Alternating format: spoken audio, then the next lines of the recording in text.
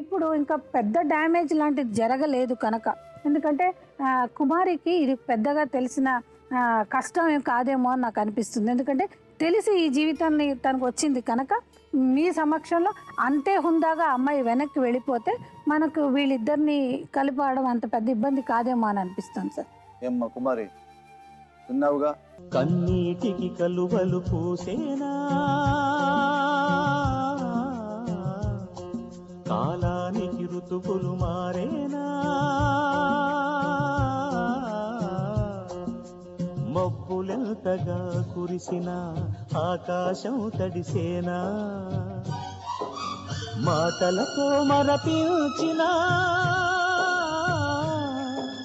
మనసున వేదన తీరేనా, విధి శోధన ఆగేనా. ఇప్పుడు అన్నీ విన్నావుగా నాన్న. ఇప్పుడు ఏం చేస్తే నాకు న్యాయం జరుగుద్ది అని ఒకసారి నువ్వు నాకు చెప్పు. నా మాయానే కావాలి.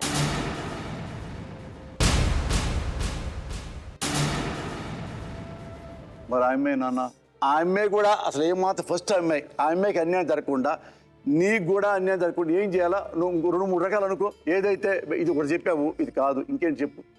ఏం చేసిన ఆయన కావాలండి నాకు. మరి ఆ అనుషని ఏం చేద్దాం? ఆ అమ్మాయి కూడా రమ్మానండి, ముగ్గురు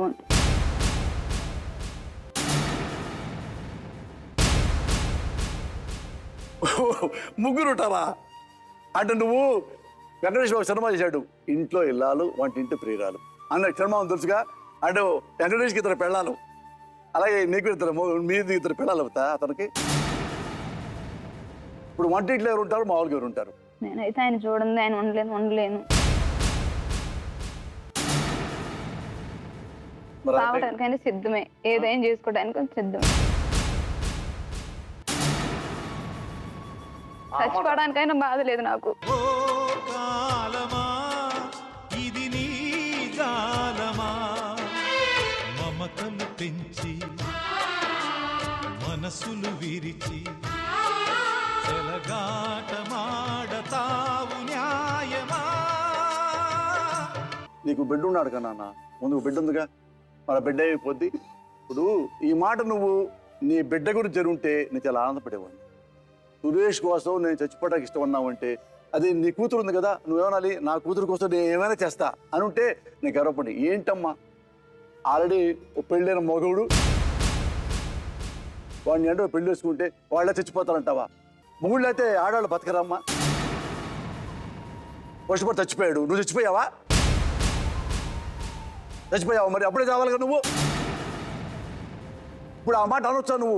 నువ్వు బిడ్డ తల్లివి, మళ్ళీ బిడ్డ తల్లి కాకపోతున్నావు.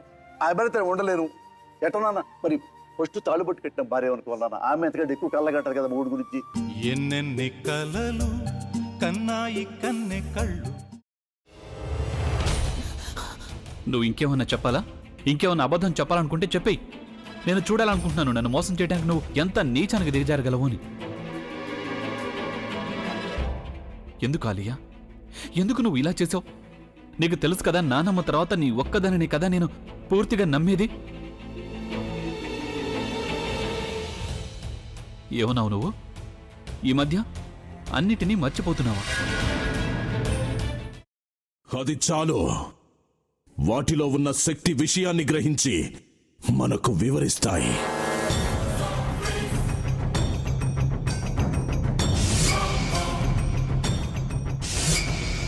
ఎవరు ఆ దండ విప్పొద్దు, గది తలుపులు తెరవద్దు.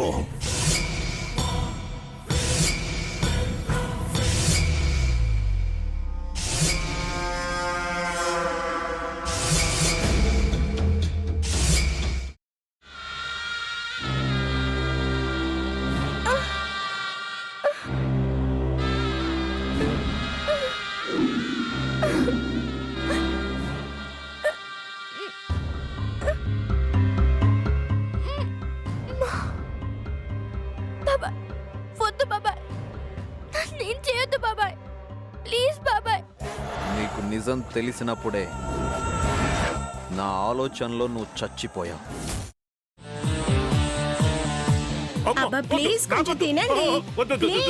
భీమారావు గారు మీరా? ఇగో మీరా కాదు సక్కుబాయ్. అవును మీ పనామే లేచిపోయిందని చెప్పి కంప్లైంట్ ఇచ్చినావు కదా. రేయ్, ఆయన కంప్లైంట్ ఇచ్చింది లేచిపోయిందని కాదు, కనిపించడం లేదు అని. అచ్చా, అట్లానా? సరే మేడం. ఇడియట్. ఆ వంట మనిషి పేరేంటన్నారు? రత్తాలు మేడం. ఏం పెద్ద మంచి, నీ వంట మంచిని కూడా మేడం అని పిలుస్తావా? రేయ్ హాఫ్ బ్రెయిన్,